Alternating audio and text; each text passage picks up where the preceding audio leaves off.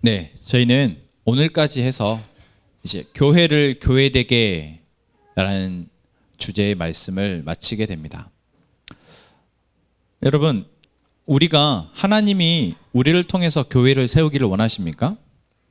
하나님께서는 우리가 살아가는 동안 하나님의 교회를 우리를 통해서 세우시고 우리를 통해 세워진 이 교회를 통해 하나님의 일을 감당하실, 하나님의 일을 하게 하신다라는 사실을 믿으십니까? 여러분, 이것이 우리 안에 내 계획이 되어지지 못하면, 내 꿈이 되어지지 못하고 또한 내 삶이 그것에 합당한, 그것에 맞는, 그것을 감당하는 삶이 되어지지 못하면 우리는 계속 삶이 힘들다 헛되다 하며 살아갈 수밖에 없습니다. 왜 그럴까요? 하나님의 뜻대로 살아가는 그 길은 하나님이 지키시고 보호하시고 인도하시고 밀어주시지만, 하나님의 뜻에서 벗어난 길은 반드시 다시 하나님의 뜻대로 돌아오도록 하나님께서 방치 또는 막으시기 때문입니다.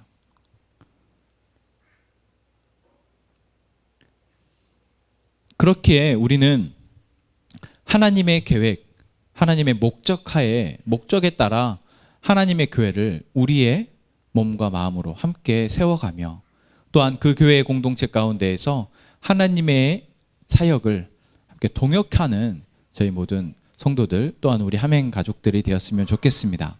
아멘. 그러기에 정말 중요한 것이 무엇입니까? 그럼 교회가 교회답다라는 것이 무엇이냐라는 거죠. 여러분, 교회가 교회답다, 교회가 교회되게라는 주제를 했을 때 교회가 교회답다는 것을 무엇으로 평가할 수 있을까요? 여러분, 교회다운 교회는 어떤 교회입니까? 뭐라고 생각하세요? 어떤 교회가 교회답다고 생각하세요? 생각을 다 하셨으리라고 생각합니다. 다만 표현하지 않은 거죠. 여러분, 이게 정말 중요한 문제입니다.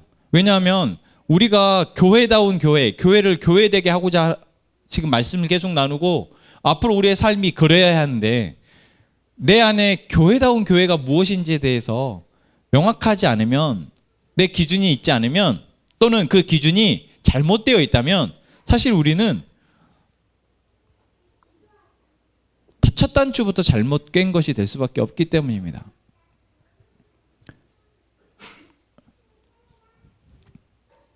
교회는 교회다워야 합니다. 그렇죠? 그럼 어떻게 하면 교회다웠습니까?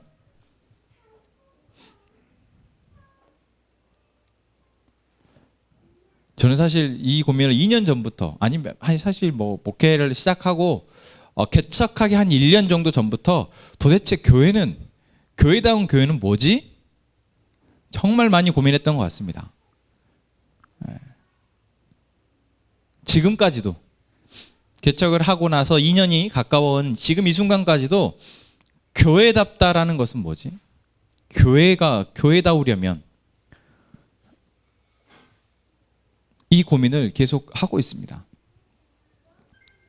그래서 때로는 말씀을 잘 전해주는 교회가 교회답다라고 생각할 때도 있고, 예배가 은혜스러운 교회가 교회답다라고 생각할 때도 있고, 뭔가 교회가 세상 가운데에 뭔가 빛이 되는 일을 하는 교회, 교회답다라고 생각하기도 하고, 그때마다 또는 보여지는 것마다 저 교회가 이렇게 하면 저 교회가 저 교회처럼 저렇게 해야 되나 보다.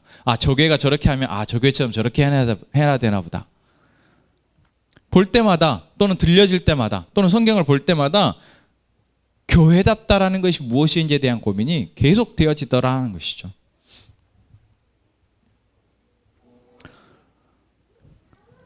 그것을 종합해서 결국 여러분, 우리 안에 우리의 교회는 어떠해야 하는지에 대한 생각을 저희가 가졌으면 좋겠습니다. 그러기 위해서 사실 저희가 지난 긴 시간, 거의 2달에 가까운 시간 동안 우리가 이렇게 하나님의 말씀을 나누었습니다. 그 말씀을 종합해 보면 하나님의 교회는 어떤 교회여야 교회답다라고 평가할 수 있겠습니까? 정리해 보자면 이렇습니다. 먼저는 하나님의 말씀이 들려지고 그 들려진 말씀에 의해 성도들이 변화되어지고 그렇게 변화되어진 성도들에 의해 세상이 바꾸어지는 그러한 교회가 교회다운 교회입니다. 하나님이 이 땅에 교회 또는 하나님의 백성들의 공동체를 세우실 때 하나님께서 목적하신 바 또한 그렇습니다. 하나님께서 계속 들려지는 말씀을 통해서 그들의 삶을 살아내고 그들이 삶을 살아내는 과정 가운데에서 하나님 앞에 예배하고 그 예배를 통해서 또 계속해서 하나님의 말씀이 공급되어지고 그렇게 그들이 반복되어지는 말씀과 삶을 통해 변화되어지고 그들이 자신만 변화되어진 것이 아니라 자신들의 변화되는 모습을 통해 세상 가운데에서 내가 세상 가운데 어떠한 역할을 해야 할지를 고민하고 그렇게 고민하는 그들이 함께 마음을 모아 세상의 어두운 부분들을 밝혀내어지고 그렇게 세상을 변화시켜 나아가는 그것을 하나님께서는 원하셨고 기대하셨다라는 것입니다. 그것이 하나님이 이스라엘 백성들을 선택하신 이유였습니다. 단순히 그냥 아브라함이 착하고 아브라함의 믿음이 있으니까 아브라함 너네 집 내가 구원해 줄게 라는 차원의 선택이 아니었습니다. 이스라엘 백성들이 아브라함의 자손이니까 너희들 종살이 하는 거 힘드니까 그만해 하고 하나님이 그들을 꺼내주신 것 아니었습니다. 아브라함을 택하신 것도 이스라엘 백성들을 430년 만에 이집트에서 꺼내신 것도 다 하나님은 이러한 목적과 기대 가운데 하셨다라는 것이죠.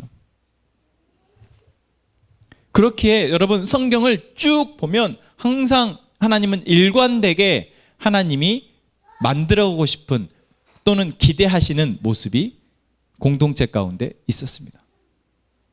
그것은 신약의 시대도 마찬가지입니다. 교회다운 교회, 하나님은 그것을 원하시고 지금 2019년에 대한민국 땅에 있는 수많은 교회들에게도 그것을 기대하시고 또한 우리 함께 행복한 교회에도 그것을 기대하실 것입니다. 여러분, 그러한 교회 함께 세워가시겠습니까? 여러분, 우리가 지난주에 무너지지 않는 교회라는 제목의 말씀을 나누었습니다. 그런데 그 교회 가운데 반드시 모든 교회는 다 무너진다라고 또 이야기를 나누었어요. 무너지지 않아야 하지만 어쩔 수 없이 무너질 수밖에 없는 교회. 그러나 하나님이 교회를 무너뜨리지 않으시는 방법이 있으시다라고 이야기를 했습니다. 어떤 교회가 무너지지 않을까요? 교회다운 교회는 무너지지 않습니다. 교회다운 교회는 형태는 바뀔 수 있고 그 교회를 통해서 계속해서 재생산되어져서 그 교회의 위치나 구성원들은 계속해서 바뀔 수 있지만 무너지지 않습니다. 우리는 어떤 특정한 이름을 가진 교회가 힘들고 어려워지고 교회가 쇠퇴하고 하면 저 교회는 무너졌다라고 생각하지만 단순히 그러한 차원의 교회의 무너짐이 아니라 하나님의 교회가 무너졌느냐 무너지지 않았느냐는 하나님의 이 교회다운 교회의 모습이 그들에게 계속해서 있는지를 살펴봐야 한다라는 것이죠. 그래서 우리는 그런 교회, 형태는 바뀔 수 있고 구성원은 바뀔 수 있어도 무너지지 않는 교회, 교회다운 교회가 되기를 소망합니다. 어떻게 하면 그럼 그런 교회가 될 수 있을까요? 예배를 열심히 잘 드려야겠죠? 기도를 많이 해야겠지 않습니까? 성경도 많이 알아야 될 것 같습니다. 또 성도들 간에 서로 열심히 사랑해야 합니다. 제가 이런 말 드리니까 여러분들이 역시 답은 뻔했군. 뭐 그렇지 뭐. 라고 생각이 혹시 드셨다면 여러분 다시 한번 제가 묻겠습니다. 예배를 잘 드리면 교회다운 교회가 됩니까? 그럼 어떻게 하면 잘 드릴 수 있습니까? 맨날 듣잖아요. 여러분 예배를 목숨을 다해 드립시다. 영혼 우리 영과 진리로 예배합시다. 이런 이야기를 들으면 어떻게 해요? 아니 한 번은 그럴 수 있는데 어떻게 교회가 무너지지 않도록 그런 예배를 계속 드릴 수 있겠냐고요. 성경을 많이 알면 교회다운 교회가 되어질 거라 생각합니다. 그럼 어떻게 해요? 제가 요즘 우리 이제 풍삼첫 하시는 분들과 큐티 훈련을 하는데 지금 한 3주 돼 가는데 매번 어렵다는 말만 듣고 있습니다. 여러분 성경을 알아가는 것도 어렵습니다. 그래서 어렵기 때문에 쉽지 않기 때문에 중간에 포기하기도 되고 또 어렵기 때문에 잘못 하나님을 알게도 되고 성경을 많이 알면 분명히 교회다운 교회가 되고 할 텐데 그게 어려워요. 어떻게 하면 그렇게 되냐고요. 또 우리가 기도를 많이 하면 된다 말합니다. 기도 많이 해야죠. 자, 여러분 내일부터 우리 특별 새벽 기도 하겠습니다. 그래서 아침 5시에 저희 본당에 다 모여서 특별 새벽 기도 하겠습니다. 그렇게 말을 하면 여러분들을 다 오시겠습니까? 그렇게 해서 다 왔다 쳐도 그렇게 우리가 특별 새벽 기도 일주일 한다고 또는 뭐 한 40일 한다고 여러분 우리가 교회다운 교회가 될까요? 저는 맨날 그런 고민을 합니다. 그래 새벽 예배를 시작해야 돼. 새벽 예배를 시작해야 우리 교회가 교회다운 교회가 될 것 같아.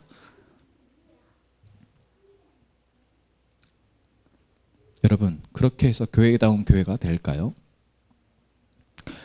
교회다운 교회가 되기 위한 하나의 방법이 될 수 있겠죠. 또한 사실 방법이라기보다 기본이죠.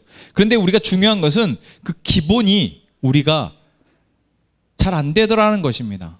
어떻게 그 기본을 우리가 해야 되는지 잘 모르고 어영부영 기본 해보자 하다가 잘 안 돼서 교회가 흔들리고 무너지는 것을 우리는 너무나 많이 보게 됩니다. 또는 기본이 잘 되어졌던 교회들도 어느 순간 무너지고 있는 모습들을 우리는 또한 보고 있습니다. 새벽기도로 그 유명했던 교회가 지금 무너지고 있는 꼴을 저희는 보고 있고 제자훈련으로 그렇게 우리나라에서 알아줬던 높이 평가받던 교회가 지금 무너지고 있는 것을 우리는 보고 있습니다. 기도하고 성경 공부하고 제자 훈련을 하고 뜨겁게 예배한다고 했던 교회들이 우리는 무너지는 것을 보고 있습니다. 그런 걸 볼 때마다 낙심이 됩니다. 나는 이제 시작해야 되는데 저 교회들이 잘 서 있어야지 내가 저 교회처럼 보고 따라갈 텐데 저 교회가 무너집니다. 뭐지 이건?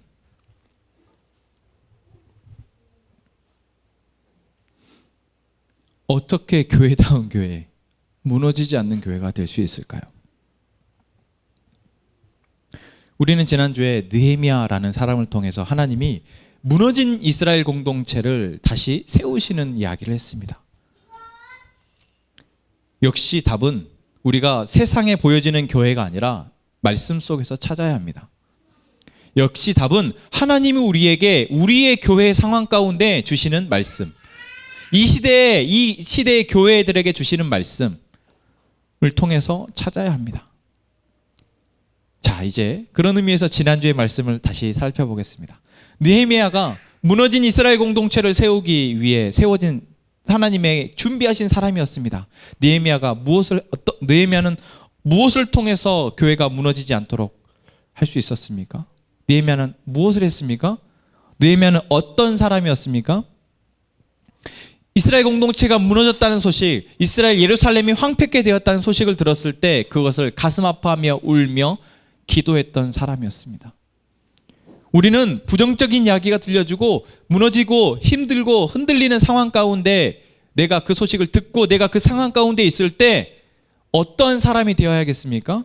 그것을 함께 아파하고 그것을 위해 기도할 수 있는 사람이어야 합니다. 두 번째는 무엇이었습니까? 교회가 무너진 이유, 공동체가 무너진 이유를 알고 내가 무엇을 해야겠구나 라는 것을 알았던 사람이었습니다. 그건 참 어려운 일입니다. 공동체가 무너진 이유는 죄 때문이다 라고 단순히 알 수 있지만 결국 그 공동체 안에 지금 횡행하고 있는, 만연해 있는 죄의 모습이 어떠한 모습인지를 분명히 볼 수 있는 사람, 그런 사람이 우리가 되어야 할 것입니다. 그건 목사님이 하라고요? 뭐 목사가 해야겠죠. 하지만 목사 한 사람이 그것을 본다고 해서 공동체는 바뀌지 않습니다. 무너져가는 교회들이 새로운 담임 목사님이 와서 그 교회를 바꿔내는데 얼마 정도 걸린다고 생각하십니까? 제가 금요일 날 어떤 이제 목사님들을 모여서 하는 포럼에 갔는데 그 포럼에 제가 정말 사랑하는 김영국 목사님이 오셔서 그런 이야기를 하시더라고요. 이제 어떤 분이 질문했습니다. 이제 김영국 목사님이 교회가 뭐 이렇게 해서 우리가 이렇게 교회를 해야 됩니다라고 막 이야기를 하니까 한 분이 어떤 좀 부정적인 표현으로 아니 그거는 목사님이 잘해서 그러고 그 교회가 좋은 뭐 교회에서 그렇지 기성의 교회들은 그렇게 안 됩니다. 우리 대부분의 교회들은 그렇게 바꿀 수 없습니다 라고 묻는 거예요. 그랬을 때 김영국 목사님이 그런 얘기를 하셨습니다.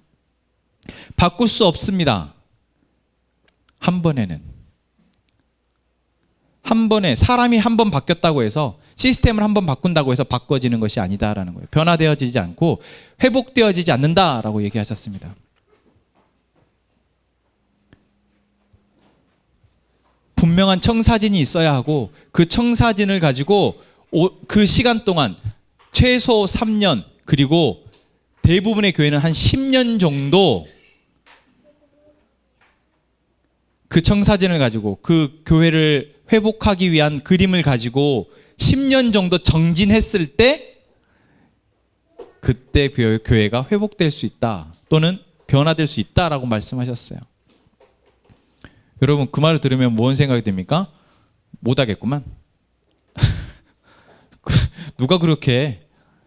그런 생각이 들죠. 그만큼 어렵다는 이야기입니다. 목사 한 사람이 바뀌었다고 해서 그 교회가 양육 시스템을 바꾸고 성경 공부 방법을 바꿨다고 해서 그 교회, 무너져가는 교회가 회복되어지는 거 아닙니다. 방법을 찾았다고 해서 그 방법대로 하면 된다라고 우리가 쉽게 말할 수 없는 이유이기도 합니다. 그래서 오늘 세 번째, 하나님이 느헤미야를 통해서 무너진 이스라엘 공동체를 다시 회복시키고 정말 하나님의 공동체다운 공동체로 만들어 가시기 위해서, 회복하시기 위해서 느헤미야를 통해서 하셨던 일이 무엇인지를 오늘 살펴보려 합니다. 느헤미야는 무너진 이스라엘 공동체를 바로 세우기 위해서 무엇을 했을까요? 느헤미야서 전체에 하나의 사건이 있습니다. 그게 무엇입니까? 성벽 재건입니다.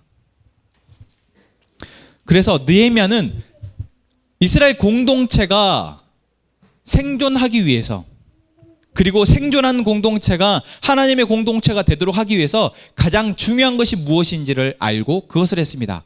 그게 성벽 재건이었습니다. 왜 그렇습니까? 이미 성전은 있잖아요. 성전이 있으니까 뭐 하면 돼요? 예배 드리면 됩니다. 우리가 아까 처음에 얘기했던 것처럼 교회다운 교회가 뭐 해야 돼요? 예배 잘 드리고 말씀 공부 잘하고 기도 열심히 하고 뭐 이런 것들. 교회가 있으니까 그거 하면 되잖아요. 근데 무너졌단 말이죠. 무너졌어요.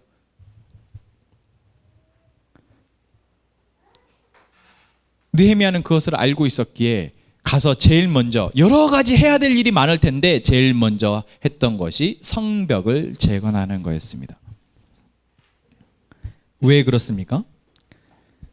그들이 예배하고 말씀을 듣고 기도하고 뭐 사랑의 공동체를 이루는 데가 정말 좋은 거죠. 하지만 인간은 생존의 동물이어서 자기의 생존이 위협받으면 뿔뿔이 흩어지게 돼 있습니다. 그래서 성벽을 재건해서 그들이 적으로부터 안전하다라는 생각을 가질 수 있도록 했던 것입니다. 성벽이 재건된 예루살렘의 모습. 이제 성벽이 재건됐으니까 와, 예배가 살아나고 그들이 서로 하나님의 말씀대로 살아가는 그런 공동체가 되었을까요? 그렇지 않습니다. 성벽은 재건됐는데 그 안에 사람이 없습니다. 왜요? 이미 그들은 예루살렘이 불안정하고 계속 적들이 침입해 왔기 때문에 예루살렘에서 멀리 떨어져서 자기들이 살 길을 찾아서 뿔뿔이 흩어져 살고 있었기 때문입니다. 다시 말하면 예루살렘은 오늘 말씀에 나온 것처럼 4절 말씀에 이렇게 얘기하고 있죠. 그 성읍은 광대하고 그 주민은 적으며 가옥은 미처 건축하지 못하였다. 성전은 있는데 집이 하나도 없습니다. 뭐 하나 두 개 정도는 있었겠지만 집이 없었어요. 땅은 넓은데 집이 없습니다. 다시 말하면 사람이 살 만한 여건이 되지 못했습니다. 그래서 느헤미야는 성벽을 재건하고 나서 오늘 1절에 나온 것처럼 문지기를 임명합니다. 1절의 말씀이 이렇게 얘기하고 있죠. 성벽이 건축됨에 문짝을 달고 문지기와 노래하는 자들과 레위 사람들을 세운 후에 먼저 했던 일은, 성벽을 재건하고 먼저 했던 일은 그들이 성벽이 무엇입니까? 적으로부터 우리를 막아주는 역할을 하잖아요. 그런데 벽만 있다고 적이 안 쳐들어와요? 아니요. 벽은 적이 쳐들어오는 것을 먼저 보고 그것을 방비할 수 있도록 하는 것이죠. 그래서 문지기를 세웁니다. 다시 말하면 성벽 둘레에 파수꾼들을 세우는 역할을 먼저 했습니다. 그런데 그 파수꾼들을 누구를 세웠냐면 레위인들을 세워요. 오늘 레위인들, 문지기와 노래하는 자들과 레위 사람들을 세웠다고 했는데 이 레위인들, 문지기, 노래하는 사람, 이 세 사람들은 다 레위인들입니다. 레위인들은 어떤 사람들입니까? 성전에서의 사역만 하는 사람들이에요. 오로지 성전의 사역을 위해서만 하나님이 선택한 사람들입니다. 그래서 그들은 성전 안에서만 일을 해야 해요. 그런데 그 사람들을 어디에 세우고 있습니까? 성벽의 문지기로 세우고 있다라는 거예요. 이것은 무엇을 말해주고 있습니까? 지금 우리는 교회가, 그 예루살렘 성전이라는 것이 교회고 그것을 사수하고 그것에 자주 모여서 예배하고 기도하고 뭐 하면 될 거라 생각하지만 우리는 교회가 우리의 최후의 보루가 되어지는 것이 아니라 우리가 살아가는 생활 반경이 교회가 되어질 때 그게 우리의 최후의 보루가 되어진다는 거예요. 그래서 그들이 생존할 수 있도록 하기 위해서 느헤미야는 성벽을 세웠고 그 성벽에 레위인들을 배치함으로써 이곳이 우리의 거룩한 성 예루살렘, 거룩한 성전이 된다라는 것을 보여주는 것입니다.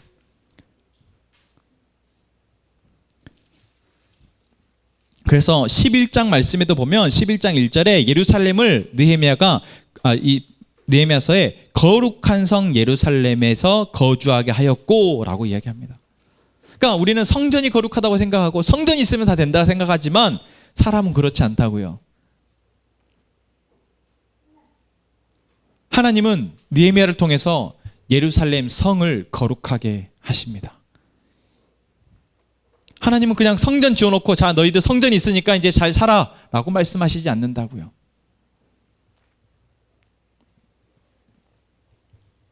또한 예루살렘을 다스리는 2명의 사람을 세웁니다. 그 사람이 2절 말씀에 느헤미야의 동생 하나니와 영문의 관원이라고 하는 하나냐라는 사람이에요.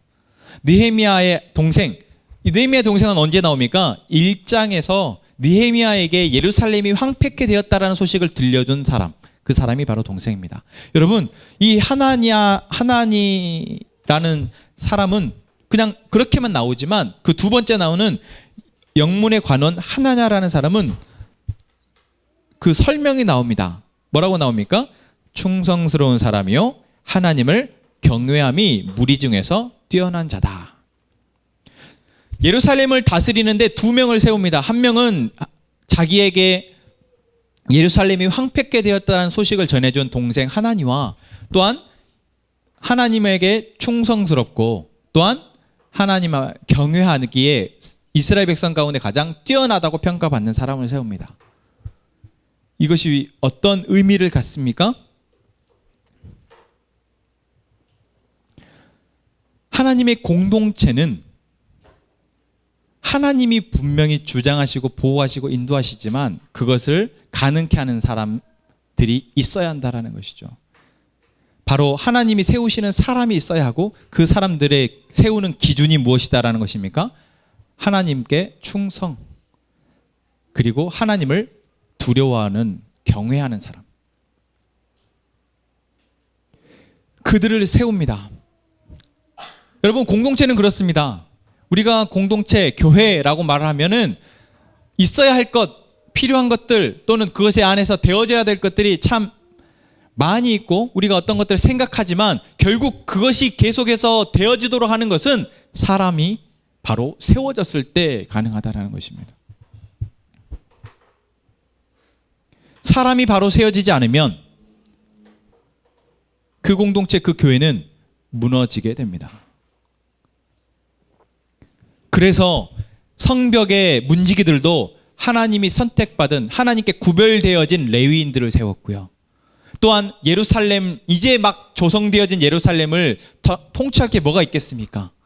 하지만 아무도 살지 않는 그 예루살렘, 통치자를 먼저 세우고 그들을 경영할 수 있도록, 그들을 관리하고 살필 수 있도록 하는 사람을 세우는데, 그 두 사람 또한 하나님께 충성하고 하나님을 경외하는 사람을 세운 것입니다.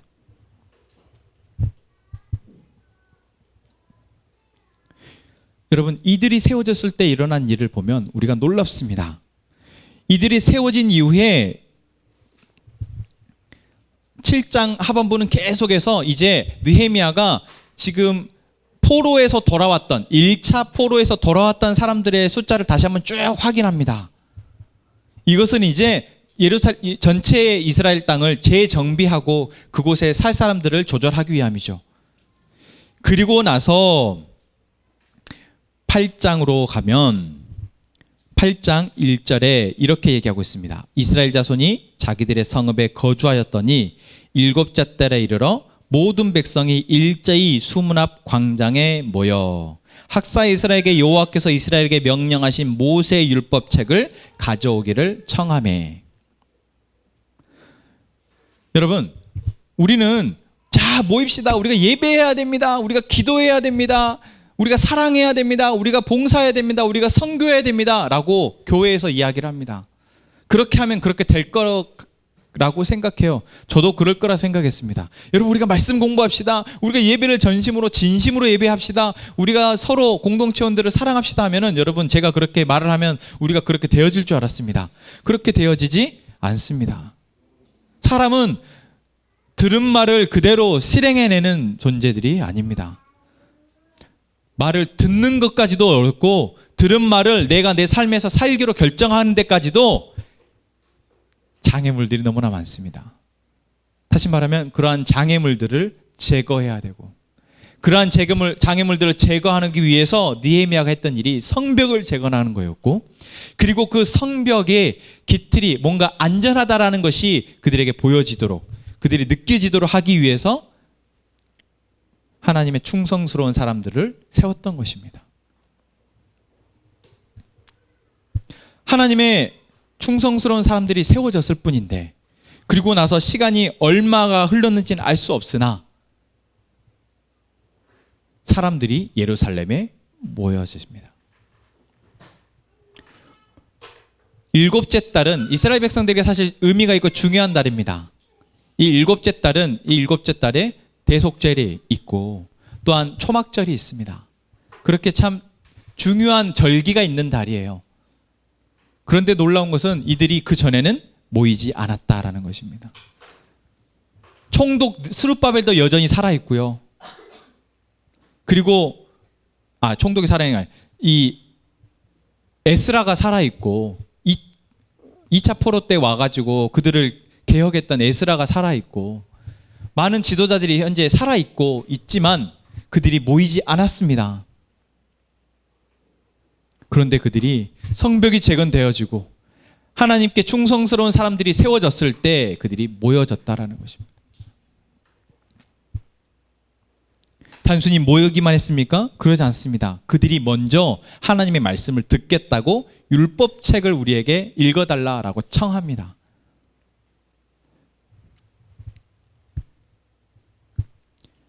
하나님의 말씀을 듣기를 청하는 역사가 그들에게 자연스럽게 나타난 것입니다. 그리고 단순히 말씀을 듣는 것에 그친 것이 아니라 7절 말씀에 보면은 이제 에스라 하나님의 말씀을 공부하고 가르치기로 하나님께서 택하셨던 에스라가 그런 학사들을 통해서 이제 백성들에게 하나님의 말씀을 듣게 해줍니다. 그랬을 때 7절 하반부에 뭐라고 말합니까? 그들에게 율법을 깨닫게 하였다. 그들이 율법을 듣는 것이 아니라 이제 깨닫습니다. 8절 말씀에도 하나님의 율법책을 낭독하고 그 뜻을 해석하여 백성에게 그 낭독하는 것을 다 깨닫게 하니, 이스라엘 백성들이 이제 하나님의 말씀이 들려지는 것은 물론이거니와 그 말씀 속에서 하나님의 마음이 깨닫게 되어졌다라고 이야기합니다. 그러니 자연스럽게 무엇이 됩니까? 9절 말씀에 백성이 율법의 말씀을 듣고 다 우는지라. 무엇입니까? 반응한다라는 거예요. 여러분, 말씀을 들을 수 있습니다. 그리고 깨달을 수 있어요. 맞아, 좋은 말씀이네. 그랬구나. 그런데 반응하지 않으면 그 말씀은 듣고 흘러가는 겁니다. 반응한다는 것이 무엇입니까? 먼저 감정적인 반응이 있을 수 있죠. 은혜가 되어서 눈물을 흘린다든지 내 마음 안에 벅찬 감동이 온다든지 여러 가지 감정적인 반응이 있을 수 있습니다. 그러나 감정적인 반응만 있다면 그것은 또한 금방 사그러들 수 있습니다. 그러나 오늘 이스라엘 백성들에게 나타났던 반응은 단순히 감정적인 반응이 아니었습니다. 그들은 그렇게 하나님의 말씀을 듣고 그 말씀을 통해서 눈물이 슬퍼서 울었다. 슬퍼서 온 건 아니죠. 말씀을 듣고 다 울었다라고 말했을 때 이제 그들에게 이 날은 좋은 날이니, 성일, 안식일이란 말이에요. 좋은 날이니 울지 말고 함께 우리가 이러한 역사를 기뻐하자라고 했을 때 그들이 함께 기뻐하게 되어집니다. 단순히 내게 지금 느껴지는 감정만 머무는 것이 아니라 그들이 위에서 들려지는 말을 통해서 함께 반응한다라는 거예요. 지금 그 말씀의 의미를 깨닫고 그 말씀이 지금 우리에게 어떻게 하기를 원하는지 그들이 알고 반응하고 있다라는 것입니다.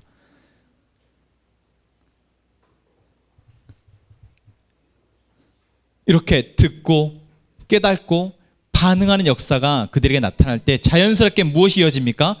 더 알고 싶어집니다. 그래서 13절 말씀에 이렇게 얘기하죠. 그 이튿날, 그 다음날 뭇백성의 족장들과 제사장들과 레위 사람들이 율법의 말씀을 밝히 알고자 하여 학사 에스라에게 모였다. 하나님의 말씀을 더 이제 알고 싶어집니다. 그리고 그들에게 들려진 말씀을 통해서 그들이 초막절이라는 절기를 지킵니다. 여러분, 이것이 자연스러운 현상이다라는 거예요. 그러니까 아무리 교회가 무너지고 사람들의 마음에 믿음이 사라지고 신뢰가 사라지고 사랑이 다 사라졌다 할지라도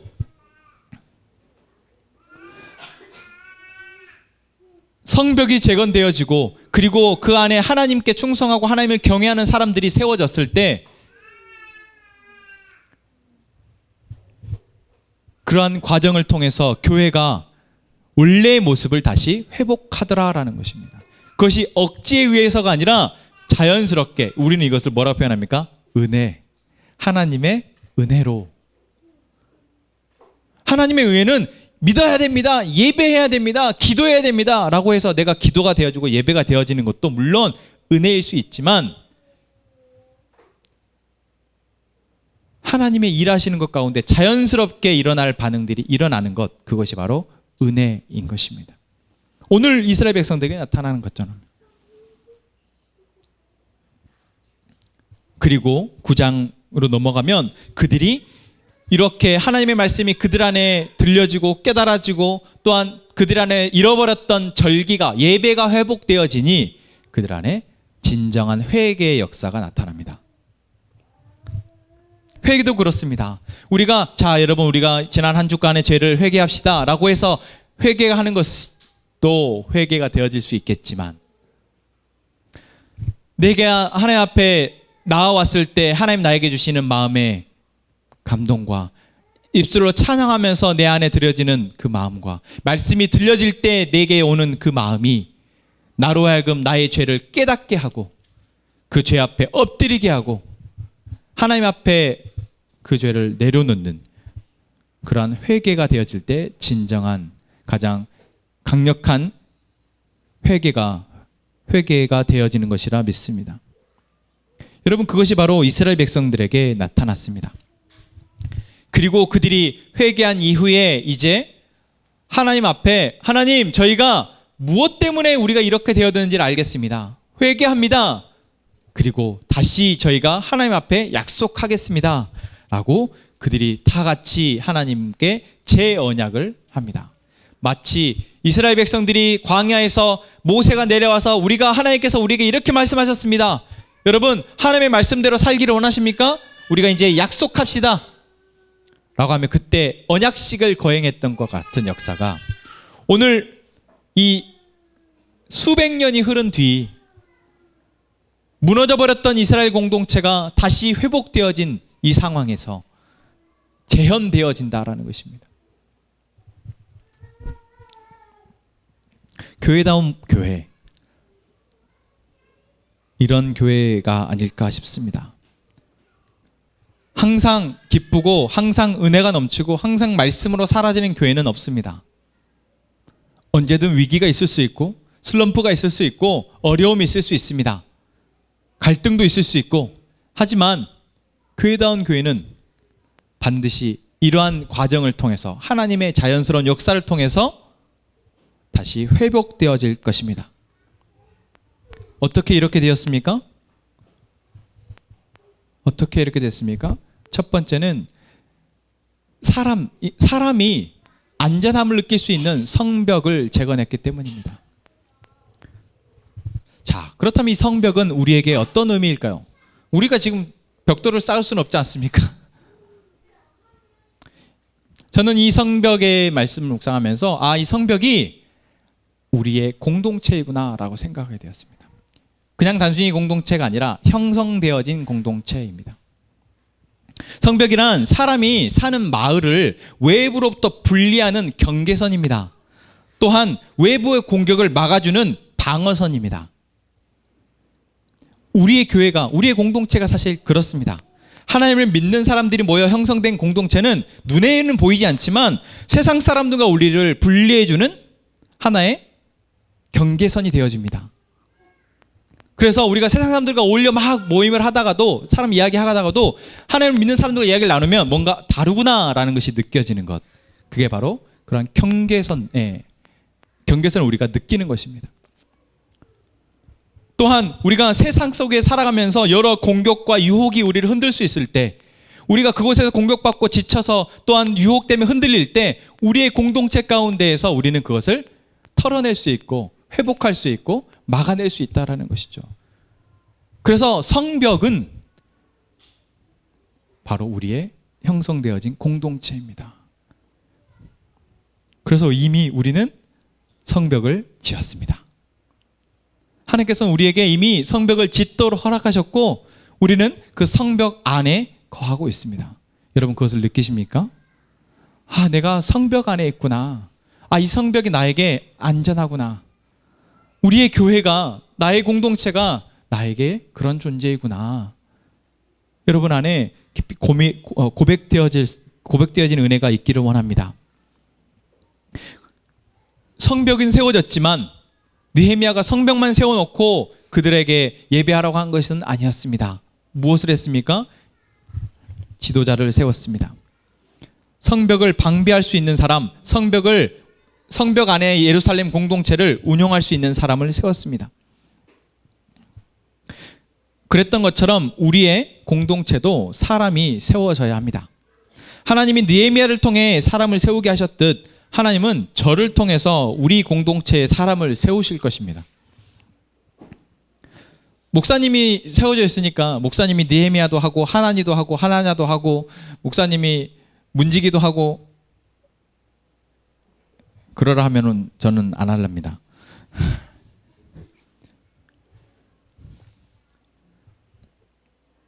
하나님이 느헤미야를 사용하셔서 느헤미야라는 사람을 통해서 하셨던 일은 느헤미야에게 맡기신 사역이었습니다.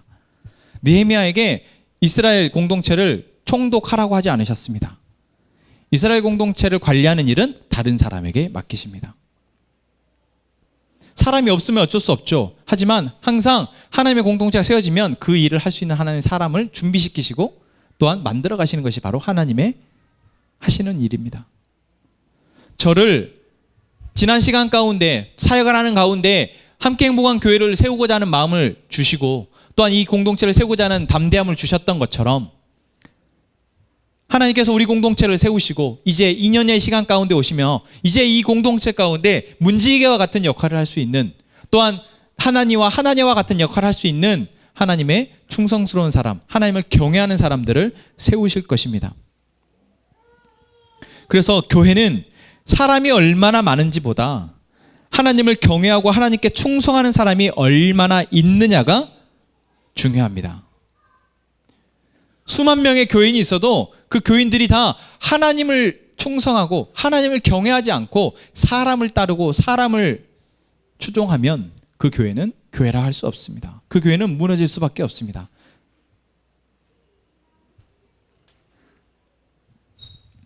하나님을 경외하며 하나님의 말씀에 충성하는 사람은 자신이 그 말씀에 반응하여 삶이 변하고 삶에 힘이 있고 삶에 영향력이 있습니다.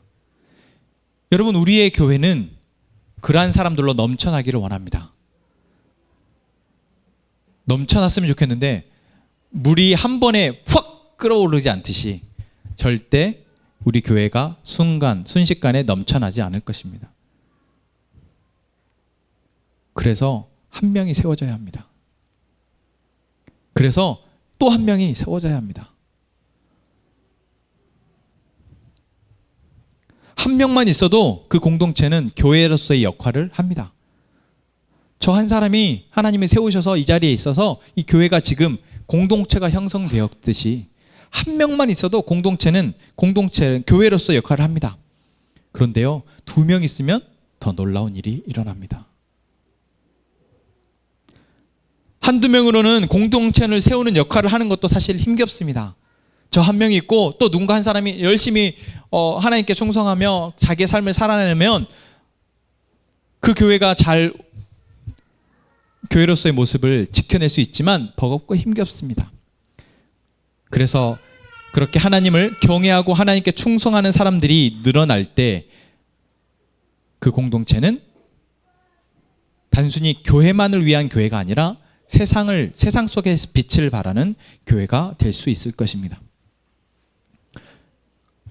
여러분, 이제 우리의 과제는 무엇입니까?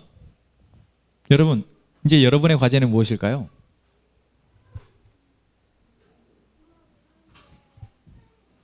그것은 다 다릅니다. 지금 현재 여러분에게 주어진 과제는 다 다를 수 있지만 목표는 같습니다. 목표는 같기를 원합니다. 그것은 내가 하나님의 말씀에 충성하는 사람, 또한 하나님을 두려워하고 나의 삶을 살아가는 사람이 되고자, 그러한 목표와 그런 마음을 여러분 모두가 갖기를 소망합니다. 그것까지 가는 데 있어서 여러분들이 지금 당장 해야 할 과제들, 지금 당장 끊어내야 될 것들, 지금 당장 내가 해야 할 훈련들은 다 다를 것입니다. 하지만 하나님이 세우신 제가 저의 역할을 잘 감당하고 또한 우리 공동체 가운데 한 사람이 세워져 나갈 때 그 일은 더 수월해질 것입니다. 이제 다음 주부터는 저희가 어떻게 하면 충성스럽고 어려운데 하나님을 경외하는 사람이 되어질 수 있을지, 우리 교회 안에 세워질 일꾼에 대한 이야기를 설립 예배 전까지 나누려 합니다. 사랑하는 하나님 가족 여러분, 제가 어제 말씀 묵상하면서 주셨던 하나님의 마음이 있었습니다. 그것을 나누고 오늘 마치려 하는데, 제가 처음 교회를 세웠을 때는 제가 여러분들을, 제가 저에게 맡겨진 사람들을 잘 훈련해서 교회를 잘 세워보고자 싶은 욕심이 있었습니다. 그러한 목표로 가지고 교회를 개척했습니다. 그런데 저는 그럴 능력이 없습니다. 하나님의 교회는 제가 능력이 있어서 세우는 것이 아니다라는 것을 깨달았습니다. 제가 능력이 있어서 세우는 것이 아니라 저에게 맡겨진 사람들에게, 그 사람들을 바라보고 그 사람들과 이야기를 나누고 그 사람들의 삶을 함께 고민하며 그들에게 필요한 말씀을 전하려 하면서 제가 성장하고, 제가 교회의 리더로서, 하나님 앞에 충성스러운 자로서, 하나님을 두려워하는 사람으로서 변해간다라는 것을 보게 되었습니다. 그래서 저는 여러분들이 사실 너무나 감사합니다. 여러분 한 명 한 명이 이 공동체에 속해 있다는 것이 하나님의 너무나 큰 은혜라는 것을 생각합니다. 다 똑같은 사람이라면 그냥 똑같이 하면 될 텐데, 다 다르고, 나이도 다르고, 성별도 다르고, 생각도 다르고, 삶의 영역이 다르고, 고민이 다르고, 모든 것이 다르기 때문에 저는 하나님을 두려워할 수밖에 없습니다. 저는 저의 능력으로 될 수 없고 저의 지혜로 될 수 없는 것을 알기 때문에 하나님의 말씀을 구할 수밖에 없습니다. 아, 이것이 은혜이구나 라는 것을 깨닫게 됩니다. 여러분, 저 역시도 지금 하나님의 충성을 하는 것으로, 하나님을 더 경외하는 사람으로 자라나가고 있다 생각합니다. 제가 그랬듯 여러분, 우리가 함께 그렇게 자라나가, 그렇게 성장해 하나님의 교회를 세워갔으면 좋겠습니다.